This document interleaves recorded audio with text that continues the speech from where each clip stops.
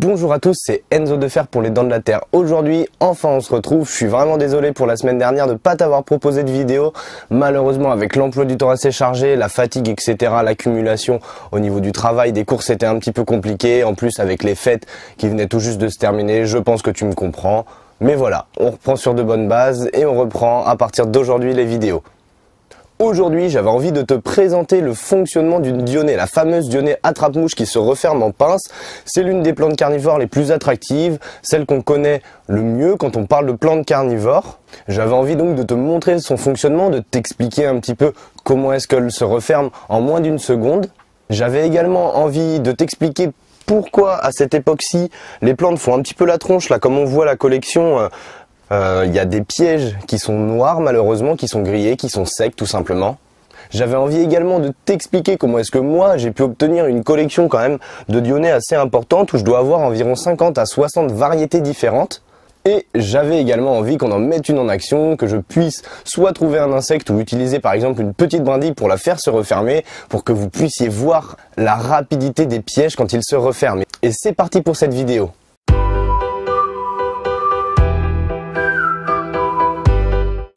Alors voilà à quoi ressemble un petit peu la fameuse dionée. Alors vous avez de la chance parce que normalement à cette époque-là les dionées elles font vraiment la tronche. Si je vous montre, si je vous prends l'exemple, par exemple, laquelle fait la tronche? Celle-ci par exemple. La petite dentatée, celle-ci, regardez, vous voyez?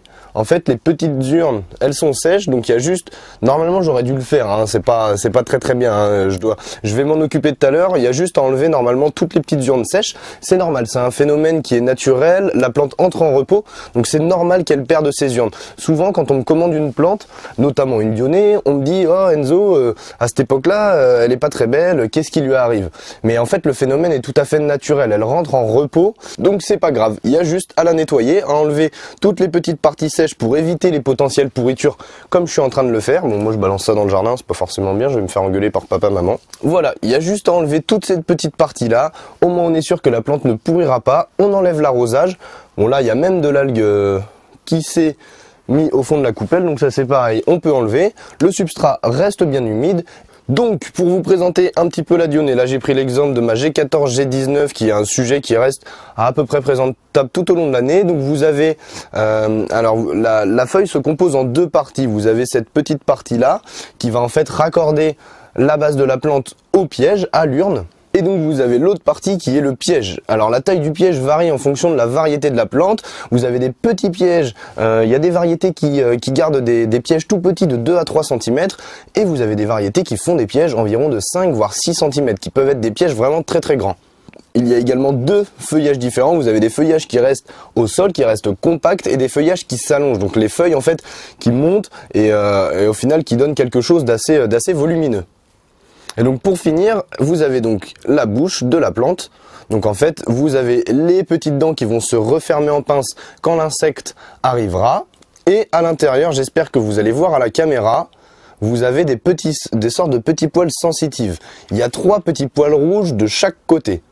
Une fois que l'insecte vient ici se déposer sur la petite mâchoire, l'insecte n'a qu'à toucher que seulement 2 poils pour que l'urne se referme sur l'insecte. S'il y a un seul poil qui est stimulé par l'insecte par exemple, ou un élément extérieur comme une poussière, une goutte d'eau par exemple, l'urne ne va pas se refermer parce qu'en fait ça demande énormément d'énergie à la plante de se refermer.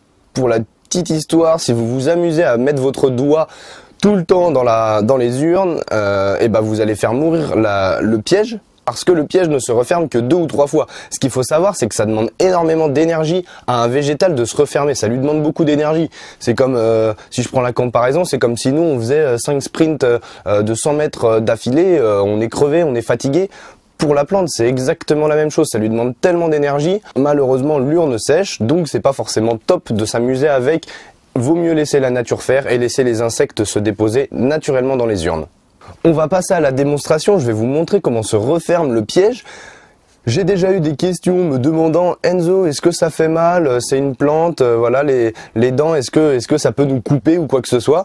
Je vais vous montrer que non, ça reste du matériel végétal. C'est comme un ficus que vous avez en intérieur, c'est comme un pied de tomate que vous avez dans votre carré potager. C'est un tissu végétal, c'est quelque chose de mou que vous pouvez vous-même, si là je m'amuse à prendre et à déchirer la plante, enfin ça se déchire, ça reste du tissu végétal, de la fibre végétale, donc il n'y a rien de grave, elle ne libère pas non plus de substances toxiques ou quoi que ce soit. Pour digérer l'insecte, ce sont juste des enzymes digestives qui sont libérées par la plante pour pouvoir digérer plutôt l'insecte. Le piège donc se referme en moins d'une seconde. Par contre, avant de se réouvrir, quand il aura fini de digérer l'insecte, il faut compter environ 3-4 jours à peu près. Donc c'est parti pour la petite démonstration. Je vais vous montrer que ça me fait pas mal et je vais vous montrer également la rapidité du piège. Donc là, si je mets mon doigt, là voilà, l'urne vient de se refermer. Alors on sent une petite force quand même, ça a quand même un petit peu de la force quand ça me pince. Là le doigt, je peux pas le retirer si facilement que ça, il y a quand même une petite pression. Donc comme quoi, pour choper l'insecte, les deux parties de la plante se referment très vite et serrent assez fort pour être sûr que l'insecte ne puisse pas se libérer. Comment est-ce que j'ai obtenu une collection d'environ 50 à 60 variétés différentes? Et bah tout simplement, c'est grâce à des professionnels où j'ai pu faire des commandes sur des sites internet ou alors via des forums spécialisés de plantes carnivores. Voilà, moi il y a une des grosses commandes que j'ai pu faire, c'était via un forum spécialisé où il y avait un jeune qui avait besoin de libérer un petit peu de place dans sa serre, donc qui proposait des jeunes plants de Dionée de différentes variétés. Donc moi je me suis jeté sur l'occasion pour pouvoir agrandir ma collection. J'ai eu la chance de quasiment toutes les maintenir parce que ce qu'il faut savoir, c'est que la Dionée, c'est une plante qui est très facile de culture, peu importe la variété. Ne pas croire que ce sont des plantes exotiques, tropicales et qui sont compliquées de culture et que ce sont des plantes qu'il faut mettre en intérieur. Moi je vous conseille de la mettre dans une véranda, dans une serre ou alors dans un gros pot en extérieur en ayant les mêmes conseils de culture que la première vidéo que je vous ai faite. D'ailleurs, je vous mettrai le lien de cette vidéo pour que vous puissiez voir un petit peu comment est-ce qu'on s'occupe d'une plante carnivore. En tout cas, je referai une petite vidéo plutôt printemps-été même où les Dionnées seront très développés, où il y aura un petit peu plus d'insectes dans la serre parce que là on est en janvier, il n'y a pas beaucoup d'insectes, les urnes ne sont pas vraiment présentes, les plantes sont en repos, mais voilà, j'avais quand même envie de vous faire cette petite vidéo pour vous montrer un petit peu les fameuses Dionnées. J'espère que cette vidéo t'a plu. Si c'est le cas, n'hésite pas à la liker, à t'abonner à la chaîne. Je vois que l'engouement commence à me prendre un petit peu autour de cette chaîne YouTube. Ça me fait très plaisir.